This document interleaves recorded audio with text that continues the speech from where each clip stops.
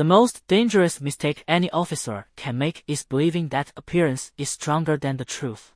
On a cool Saturday afternoon in downtown Chicago, the Riverside Market was crowded with families finishing their weekend shopping, teenagers laughing near the self-checkout lanes, and employees rushing to restock shelves before the evening rush.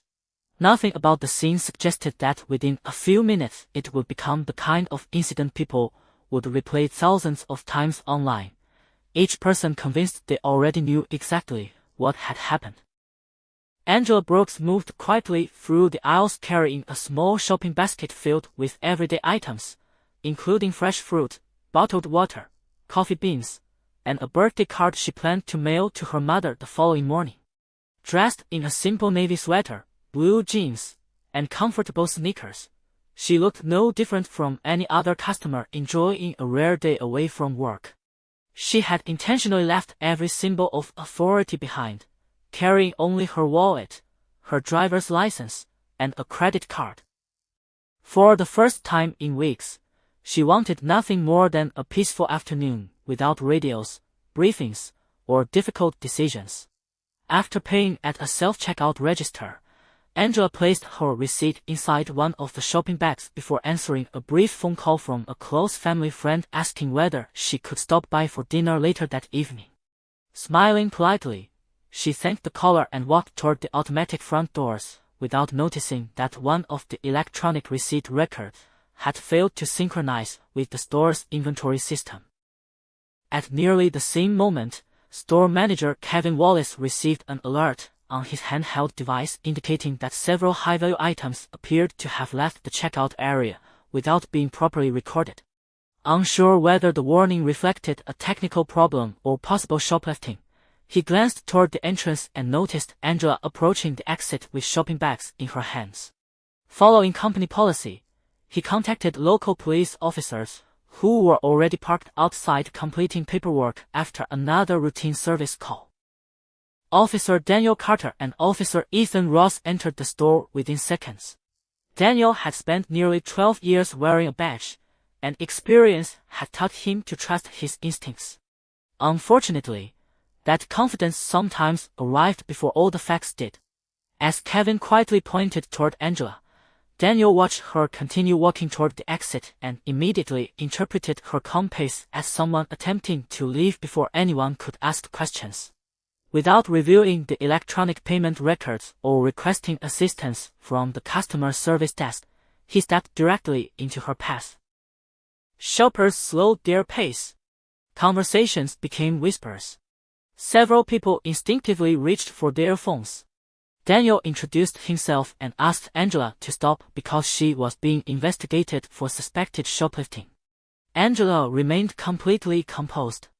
She looked directly at the officer and answered in a calm, respectful voice that she had purchased every item in her bags and would gladly cooperate with any lawful request to clarify the situation. Daniel asked to see the receipt. Angela reached toward one of her shopping bags, but before she could locate it among the groceries, Daniel instructed her to keep her hands visible while Officer Ethan Ross stood nearby observing the interaction. More customers gathered around the entrance, quietly watching as assumptions spread faster than facts. Angela never raised her voice, never argued, and never mentioned the position she held every other day of the week. Instead, she waited patiently, knowing that truth did not become less powerful simply because it arrived a few minutes later than judgment. Angela Brooks slowly removed one hand from the shopping bag after Officer Daniel Carter instructed her to stop searching for the receipt, then quietly placed both hands where he could clearly see them without the slightest sign of frustration. Around them, the steady rhythm of weekend shopping faded into uneasy silence as curious customers gathered several feet away, trying to understand what had happened. Some exchanged uncertain glances, while others quietly began recording the encounter with their phones, believing they were witnessing another ordinary shoplifting investigation. Angela understood exactly how quickly public perception could form before facts had the opportunity to catch up. She had spent years reminding officers under her command that every investigation deserved patience, documentation, and respect. Standing there as nothing more than an ordinary customer, she decided those same principles still deserved her trust. Officer Carter asked her once again whether she had proof that every item had been purchased. Angela answered politely that the printed receipt was inside one of the shopping bags, explaining that she had placed it there immediately after completing her purchase. Daniel nodded but remained unconvinced. Instead of allowing her to search through the bags herself, he asked Officer Ethan Ross to hold them while he continued asking questions. Angela agreed without hesitation. She answered every question clearly, providing her full legal name and confirming that she lived in the city. When Daniel requested identification, she calmly handed him her driver's license. He examined it briefly before returning his attention to the shopping bags rather than asking any additional questions about her background. To him, the situation appeared straightforward. To Angela, it felt incomplete. Store manager Kevin Wallace stood nearby watching the interaction with growing uncertainty. He quietly informed Daniel that the electronic alert had originated from the inventory system rather than a witness personally seeing merchandise taken without payment. Kevin admitted that the store had experienced several technical synchronization problems during the previous months, although he could not immediately determine whether the latest alert reflected another computer error or an actual theft. Daniel acknowledged the comment but believed the safest approach was to continue the investigation until everything could be verified. Angela listened carefully without interrupting. She never mentioned that she understood investigative procedure better than anyone expected. She never hinted that every decision being made around her would eventually become part of a much larger conversation. Instead, she simply asked one respectful question. "May I know exactly which item you believe was not purchased?" Daniel glanced toward Kevin, who reviewed the inventory notification once more before admitting that the system identified several possible items but could not specify which one had triggered the discrepancy. That answer caused several nearby shoppers to exchange puzzled looks. Even Officer Ethan Ross appeared less certain than before, quietly suggesting they compare the printed receipt with the purchased merchandise before reaching additional conclusions. Daniel agreed that verification would eventually be necessary, but he remained convinced that maintaining control of the situation came first. As another employee hurried toward the customer service desk to retrieve electronic transaction records, Angela stood patiently beside the entrance, completely composed despite dozens of unfamiliar eyes watching her every movement. She understood that dignity was often tested most severely when no one knew who you were. At that same moment, several miles away, Deputy Chief Robert Jenkins was leaving a regional leadership meeting when his phone vibrated with a routine notification from the department's command communication network, a notification that would become far more important than anyone inside Riverside Market could possibly imagine. Officer Daniel Carter believed that experience allowed him to recognize deception before evidence confirmed it, and that belief quietly shaped every decision he made during the next several minutes. Standing near the front entrance of Riverside Market, he instructed Officer Ethan Ross to separate the shopping bags from Angela Brooks, while store manager Kevin Wallace continued trying to access the electronic transaction records. Customers remained gathered a respectful distance away, speaking in hushed voices as more phones appeared above the crowd. Some believed they were witnessing an ordinary police investigation, while others wondered why a woman who had remained so calm from the beginning would continue cooperating if she had truly intended to leave without paying. Angela never acknowledged the growing audience. Instead, she focused entirely on answering every question with patience and clarity. Daniel asked whether she had visited the store earlier that week, whether anyone had accompanied her during the shopping trip, and whether she had personally completed the transaction at the self-checkout register. Angela answered each question directly, explaining that she had entered the store alone, selected her purchases herself, scanned every item personally, and completed payment using her credit card. Her answers never changed, never became defensive, and never drifted into unnecessary explanations. Officer Ethan Ross quietly compared the visible items inside the shopping bags with the digital inventory list Kevin had managed to retrieve from the store system. Almost immediately, he noticed inconsistencies. Several products listed by the electronic alert did not even appear inside Angela's bags, while other purchased items were missing entirely from the automated notification. Ethan glanced toward Kevin, who frowned as he reviewed the information once again. "Something does not look right," Kevin admitted quietly. "The inventory system should match the receipt if everything processed correctly." Daniel listened but remained convinced that the safest course was to continue treating the situation as an active investigation until every question had been answered.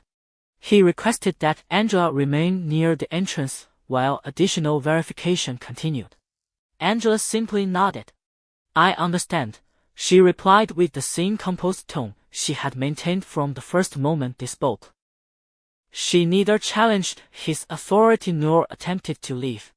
Her confidence came not from believing she would avoid inconvenience, but from knowing that facts eventually carried more weight than assumptions. Meanwhile, across town, Deputy Chief Robert Jenkins looked down at the notification that had appeared on his department-issued phone. What first seemed like a routine operational message quickly caught his attention because it referenced an unusually delayed acknowledgement from Police Chief Angela Brooks, who had scheduled herself as unavailable except for genuine emergencies during her day off. Robert knew Angela well enough to recognize that she never ignored official communications without a reason. He attempted to call her directly. The call went unanswered because Angela's phone remained inside her handbag near the shopping bags now being examined by officers. Robert immediately contacted the communications center, asking whether anyone had recent contact with the chief. Within moments, dispatch confirmed that no emergency assignment had involved her that afternoon, but they also noticed a routine police activity log indicating that local officers were conducting an ongoing shoplifting investigation involving a woman whose name matched Angela Brooks. The dispatcher paused for several seconds before repeating the name to ensure there had been no mistake. Robert did not respond immediately.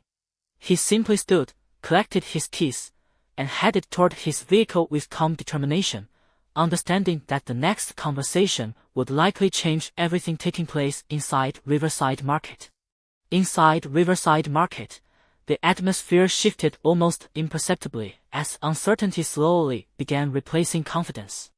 Store manager Kevin Wallace remained beside the customer service counter, working with an employee to retrieve the complete transaction history from the self-checkout system rather than relying solely on the automated inventory alert. Every few seconds he glanced toward Angela Brooks, who continued standing quietly near the entrance exactly where Officer Daniel Carter had requested.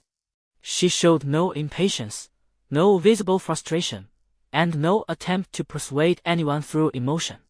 Years spent leading officers had taught her that the strongest position during any investigation was often simple patience. Nearby shoppers continued watching from a respectful distance. Some quietly debated whether the officers had acted too quickly, while others believed the investigation simply needed more time. The phones recording the scene remained raised, capturing every decision without interruption. Officer Ethan Ross looked again through the shopping bags, carefully matching each visible item with the partial electronic information Kevin had provided. The more closely he examined the purchases, the less certain he became that the original alert accurately reflected what Angela had actually purchased. "Daniel," Ethan said quietly, "we may want to wait until we have the complete transaction record before making any additional decisions." Daniel acknowledged the suggestion but believed delaying the investigation without complete verification could create unnecessary complications if the alert ultimately proved accurate. He thanked Ethan for the observation and instructed everyone to remain where they were until customer service completed the record search. Angela listened without comment. She understood that procedures existed for a reason, but she also understood how easily assumptions could influence the order in which those procedures were applied. Several minutes later, an employee hurried back carrying a printed transaction summary generated directly from the store payment server rather than the inventory system. Kevin immediately compared the document with the shopping bags and frowned. Every item inside Angela's bags appeared on the payment record exactly as expected. The missing merchandise identified by the inventory alert belonged to a completely different transaction processed at another self-checkout register only moments earlier. Kevin looked up slowly, realizing that two unrelated purchases had become incorrectly linked because of a temporary synchronization failure within the inventory software. Before he could explain the discovery, Officer Daniel Carter's department radio interrupted the silence. Dispatch requested that he remain at his current location because a command staff representative was en route regarding the ongoing investigation. Daniel exchanged a puzzled glance with Ethan. It was highly unusual for command staff to respond personally to what appeared to be a routine retail incident. Within only a few more minutes, a dark department vehicle entered the parking lot. Deputy Chief Robert Jenkins stepped out, walking briskly toward the store entrance with calm purpose rather than urgency. Several officers outside immediately recognized him and straightened their posture. As Robert entered the lobby area, his eyes moved first to Daniel, then to the printed transaction report Kevin still held in his hands, before finally resting on Angela. For just a brief second, the entire room seemed to become completely silent. Daniel noticed the expression on Robert's face change instantly from professional curiosity to unmistakable recognition. Without hesitation, Robert walked directly toward Angela and addressed her with the respect reserved only for the highest leadership within the department. "Chief Brooks," he said calmly, "I have been trying to reach you for the past several minutes." The crowd froze. Officer Ethan Ross looked from Robert to Angela in complete disbelief. Daniel stood motionless, suddenly realizing that the quiet woman he had investigated as an ordinary shoplifting suspect was, in fact, the police chief responsible for leading the very department whose uniform he proudly wore. No voice inside Riverside Market rose above a normal conversation, yet the silence that followed Deputy Chief Robert Jenkins' words carried more weight than any argument ever could. Officer Daniel Carter remained completely still as the realization settled over him one piece at a time. The woman he had questioned for nearly half an hour without knowing her identity was not simply another customer enjoying a day off. She was Chief Angela Brooks, the highest-ranking officer in the department, the leader who had spent years building a culture centered on professionalism, accountability, and equal treatment under the law. Around them, shoppers who had quietly recorded the investigation lowered their phones, exchanging surprised glances as whispers spread through the entrance. Officer Ethan Ross looked toward Daniel before respectfully turning his attention back to Angela.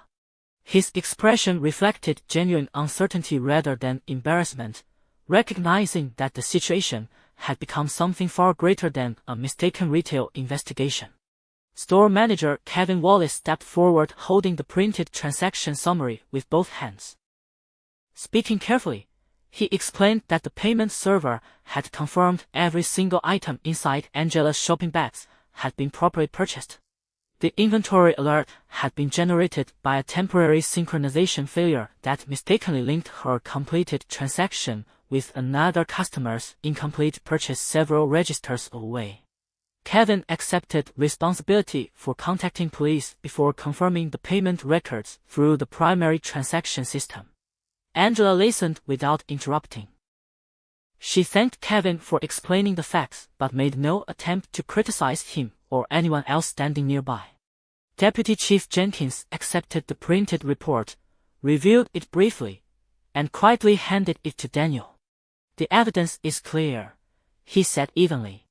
"Every item was legally purchased." Daniel lowered his eyes toward the report, reading each line carefully. The electronic payment time, Authorization code, receipt number, and purchased merchandise all matched perfectly. Nothing supported the original suspicion. He slowly returned Angela's driver's license and offered a sincere apology, acknowledging that the investigation had continued longer than necessary because assumptions had been allowed to move faster than verification. Angela accepted the identification with calm professionalism before answering in a voice that remained remarkably steady. Officer Carter, every officer will eventually face a difficult decision.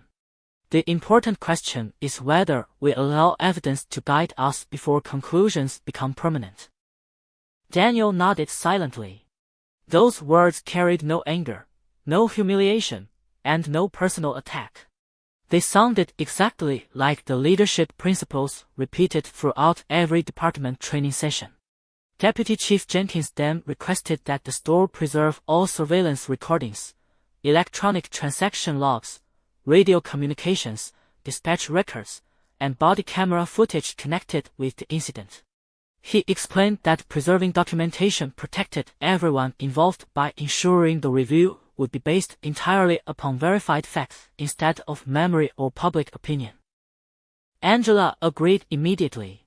She specifically instructed that no special treatment be requested on her behalf simply because of her position. She wanted every record preserved exactly as it existed, believing the same procedures should apply whether the person involved was the police chief or an ordinary citizen. Several shoppers quietly nodded after hearing those words. Even those who had arrived only moments earlier began to understand that the most remarkable part of the afternoon was not the revelation of Angela's position, but the dignity with which she had conducted herself before anyone knew who she was. As Riverside Market gradually returned to its normal pace, Daniel watched Angela collect her shopping bags without displaying resentment or triumph. She simply thanked the employees for their cooperation and prepared to leave. Yet deep inside, Daniel understood that while the investigation inside the store had ended, another far more important examination had only just begun. One that would measure not a single transaction but every decision that had led to it. The following Monday morning, the atmosphere inside police headquarters felt noticeably quieter than usual, not because people were speaking less, but because everyone understood that an important review was about to begin. Chief Angela Brooks arrived at her office before sunrise carrying the same leather portfolio she had used for years, treating the previous weekend no differently than any other professional matter requiring careful documentation. She greeted staff members with her usual calm smile before walking directly into the conference room where Deputy Chief Robert Jenkins, Internal Affairs Captain Susan Miller, and several senior supervisors had already assembled. No one discussed rumors, public reaction, or social media recordings. Every conversation centered on evidence, documented procedure, and the responsibility every officer carried regardless of rank. Angela opened the meeting by making one request that surprised several people sitting around the table. She instructed that the administrative review should proceed exactly as it would for any member of the public involved in a similar incident. No shortcuts, no exceptions, and absolutely no consideration based upon her position as police chief. She explained that public trust depended upon consistent standards rather than selective accountability. Captain Susan Miller agreed and outlined the review process. Body camera recordings, dispatch communications, surveillance footage from Riverside Market, electronic transaction records, officer reports, witness statements, and store documentation would all be preserved and examined independently before any conclusions were reached. Meanwhile, Officer Daniel Carter reported for duty carrying a quiet sense of reflection unlike anything he had experienced during his 12 years in uniform. He completed his regular equipment inspection before receiving instructions to report to Internal Affairs later that morning for an administrative interview. Walking through the familiar hallways, Daniel replayed every decision made inside Riverside Market. He realized that each individual action had seemed reasonable when viewed alone, yet together they revealed a pattern in which assumptions had gradually taken priority over complete verification. Officer Ethan Ross also attended the interview and described the incident with complete honesty, explaining that he had noticed inconsistencies between the inventory alert and the visible merchandise before the payment records were fully confirmed. His statement was not presented as criticism of Daniel but as an accurate account of the investigation exactly as it unfolded. Later that afternoon, Daniel entered the conference room where Captain Miller conducted the administrative interview with professional courtesy. She asked clear questions, reviewed body camera footage frame by frame, and invited Daniel to explain every decision in chronological order. Daniel accepted responsibility for allowing confidence in the automated alert to outweigh the need for immediate verification through the payment system. He acknowledged that no hostility had influenced his actions, yet he also recognized that good intentions alone could never replace careful investigative procedure. When the interview concluded, Angela entered the room only after Captain Miller had finished gathering every statement. She looked at Daniel with the same calm professionalism she had displayed throughout the entire incident. "This review is not about punishing honest mistakes," she said quietly. "It is about making sure the same mistake does not happen to the next person who walks through a store on an ordinary afternoon." Daniel nodded respectfully, understanding that those words represented leadership rather than personal disappointment. Before leaving the conference room, Angela instructed Deputy Chief Jenkins to begin developing updated verification procedures for investigations involving retail technology alerts, ensuring that primary payment records would always be reviewed before conclusions were reached whenever circumstances safely allowed. As everyone returned to their assignments, the department quietly moved forward together, understanding that accountability was never meant to weaken an institution. Properly embraced, it became the very foundation that allowed justice, professionalism, and public confidence to grow stronger than they had been before. Over the next several weeks, the administrative review moved forward with the steady discipline that Chief Angela Brooks had insisted upon from the very beginning. Every body camera recording was reviewed multiple times, every dispatch communication was matched with official timestamps, every witness statement was compared against surveillance footage, and every electronic transaction record from Riverside Market was independently verified by technical specialists. The conclusion reached by Internal Affairs was clear and carefully documented. The original inventory alert had been generated by a temporary software synchronization failure, while the investigation itself had continued longer than necessary because complete payment verification had not been obtained at the earliest reasonable opportunity. No evidence suggested dishonesty by any officer, but the review identified several procedural improvements that could significantly reduce the likelihood of similar incidents in the future. Captain Susan Miller presented the findings to senior leadership during a departmental policy meeting attended by supervisors from every patrol district. Rather than focusing on individual criticism, the discussion centered on professional growth, decision-making, and strengthening public trust. New guidelines required officers responding to retail inventory alerts to request confirmation from primary payment records whenever those records could be safely obtained before reaching investigative conclusions. Additional training emphasized that technology should assist judgment rather than replace it. Officer Daniel Carter attended every training session without complaint. He listened carefully as instructors explained how confidence, although valuable, should never prevent officers from asking one additional question when important facts remained uncertain. Daniel recognized his own experience inside each example presented during the course, not because his name appeared anywhere in the materials, but because the lessons reflected decisions he wished he had approached differently. Meanwhile, Chief Brooks continued leading the department with the same quiet consistency that had earned respect throughout her career. She never discussed the Riverside Market incident during routine staff meetings, never singled out Daniel publicly, and never allowed personal experience to influence professional expectations. Her message remained exactly the same for every officer. Fairness was not measured by how people were treated after their titles became known. Fairness was measured by how they were treated before anyone knew who they were. Several months later, Daniel requested a brief meeting with Angela after completing the department's advanced procedural training program. Standing inside her office, he thanked her for allowing the review to remain professional rather than personal. He admitted that before the incident, he had believed years of experience naturally produced better judgment. Now he understood that experience became valuable only when paired with humility, patience, and a willingness to verify what seemed obvious. Angela listened thoughtfully before responding with a gentle smile.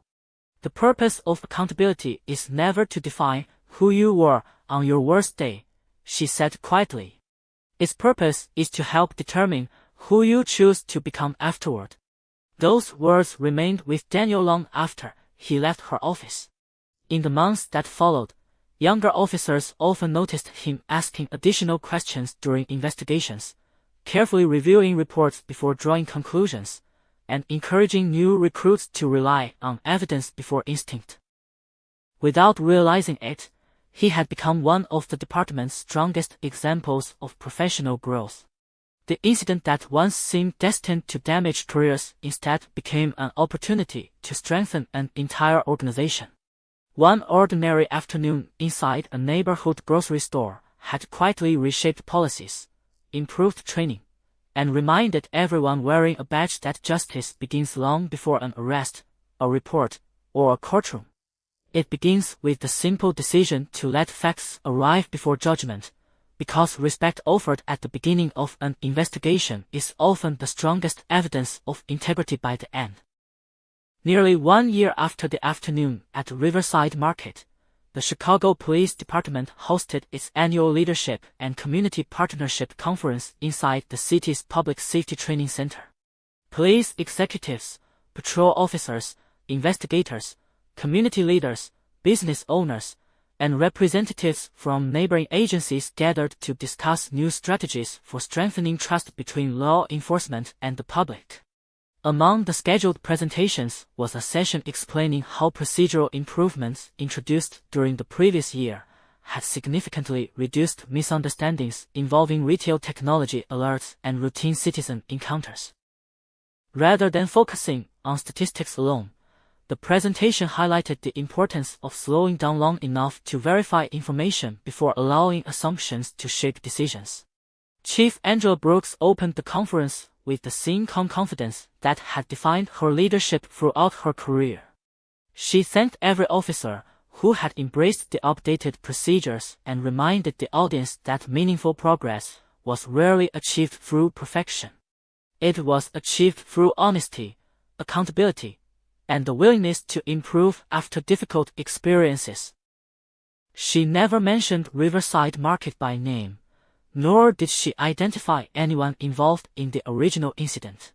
Instead, she spoke about principles rather than personalities, explaining that every citizen deserved to be treated with dignity before their identity, profession, or background became known. Sitting several rows from the front, Officer Daniel Carter listened carefully. The previous year had transformed not only the way he approached investigations, but also the way he trained younger officers assigned to work alongside him. Whenever a new recruit asked why he insisted on reviewing payment records, surveillance footage, or witness information before reaching conclusions, Daniel simply answered that every fact deserved an opportunity to be heard before any judgment was made.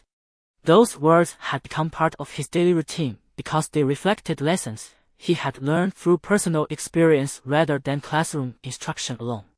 Later that afternoon, conference attendees participated in practical training exercises built around realistic scenarios involving modern retail technology, electronic payment systems, and customer interactions. Officers worked alongside store managers to understand how software errors, delayed synchronization, and incomplete transaction data could create misleading situations if viewed without complete verification. The exercise demonstrated that careful communication between businesses and responding officers often resolved misunderstandings long before they developed into larger investigations.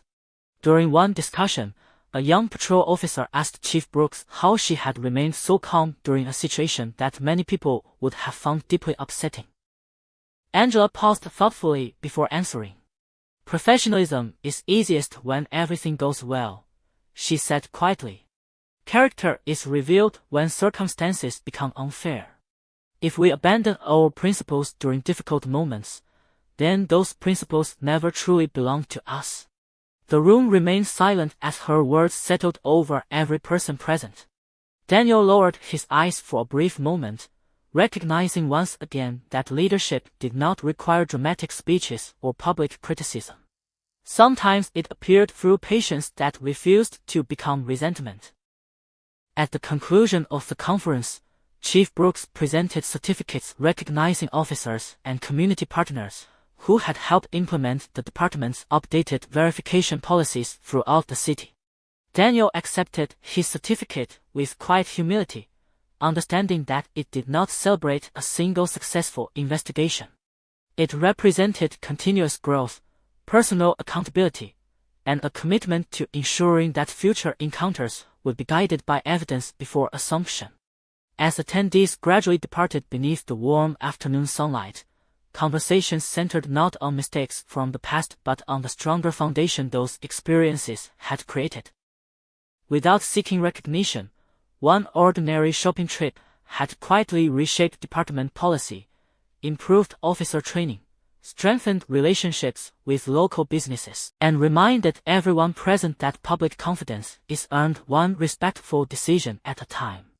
The following spring, another class of newly hired officers gathered inside the Chicago Police Department Training Academy to begin careers that many of them had dreamed about since childhood. They arrived wearing freshly pressed uniforms, carrying notebooks filled with expectations, and believing that every lesson would prepare them for the unpredictable reality waiting beyond the academy walls. The final session of orientation was reserved for department leadership, and as the recruits settled into the auditorium, Chief Angela Brooks stepped onto the stage with the same quiet confidence that had guided every chapter of her career. She did not begin with regulations, statistics, or organizational charts. Instead, she spoke about responsibility. She reminded the room that every badge represented public trust long before it represented authority. She explained that every citizen deserved the same patience whether they appeared wealthy or poor, familiar or unknown, confident or frightened. A person's dignity, she said, could never depend upon occupation, appearance, or the assumptions of someone wearing a uniform. Among the instructors assisting with practical training that week was Officer Daniel Carter. His role had gradually expanded after supervisors recognized the sincerity with which he embraced procedural reform and professional growth. During scenario-based exercises, he consistently encouraged recruits to slow down, verify information, and ask one additional question before reaching conclusions. Whenever a trainee completed an investigation too quickly, Daniel gently reminded them that confidence should always follow evidence instead of replacing it. He never mentioned the experience that had changed his own perspective because he no longer believed the lesson belonged to him alone. It now belonged to every officer who would one day make difficult decisions affecting another person's life. Later that afternoon, Chief Brooks joined the recruits for an open discussion where questions ranged from leadership to community partnerships and ethical decision-making. One young officer asked what quality mattered most during the first years of a policing career. Angela smiled thoughtfully before answering. "Humility," she said. "Knowledge will grow. Experience will come. Confidence will develop. But humility is what keeps every other quality pointed in the right direction." The room became remarkably quiet as every recruit carefully wrote those words into their notebooks. Daniel stood near the back of the room listening once again, realizing that despite everything he had learned over the previous year, those simple sentences still carried new meaning each time he heard them. As the orientation concluded, the recruits stood and applauded, not because they had heard dramatic stories or extraordinary achievements, but because they had been reminded that the greatest measure of law enforcement was found in ordinary moments handled with extraordinary fairness. Outside the academy, the afternoon sun reflected across the city skyline while officers, instructors, and community representatives gradually returned to their daily responsibilities. Life moved forward exactly as it always had, yet something meaningful had quietly changed beneath the surface. Procedures had improved. Training had become stronger. Leadership had become more intentional. Most importantly, future encounters between officers and citizens would now begin with greater patience than before. Chief Brooks paused briefly before entering her vehicle and looked back toward the academy entrance where another generation of officers was beginning its journey. She knew that no policy could eliminate every mistake, but every honest lesson could reduce the chance of repeating one. Daniel watched the recruits leave with renewed determination, understanding that the most important responsibility carried by every officer was not proving authority but protecting fairness. In the end, titles may introduce a person, uniforms may identify a profession, and badges may symbolize responsibility, but lasting respect is earned only when truth is allowed to arrive before judgment, because justice speaks most clearly through integrity that never depends upon who is standing in front of it.